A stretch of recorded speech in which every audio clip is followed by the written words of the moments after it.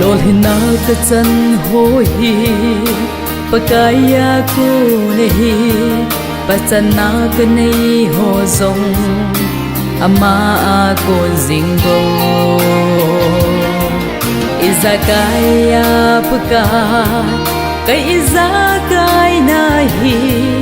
lau pi le zuya na nan ka hin pe pa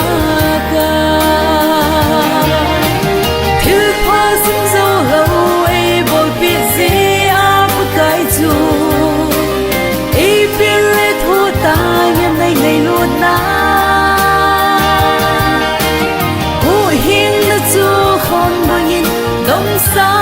yin ka ti pa kai min tao nghe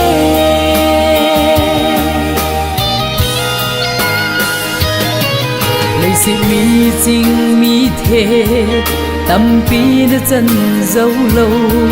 cây mi mol pen lê là sầm nay chung ngày lụt này cây kí pa e paka nay chân phát thấy na ho lấy hình khô cái này lại si na ba chơi dinh ta nghe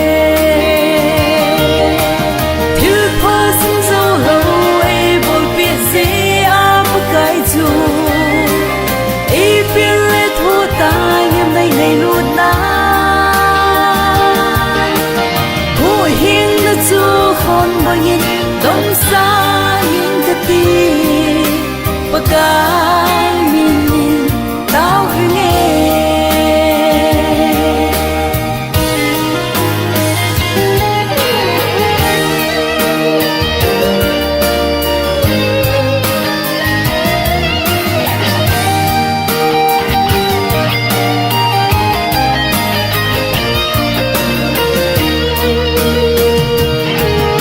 lên hàng sang hiền lăng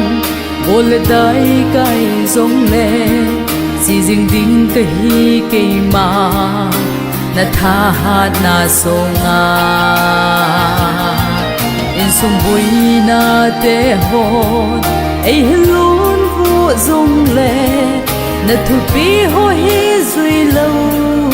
thấy cả hi bui pa ca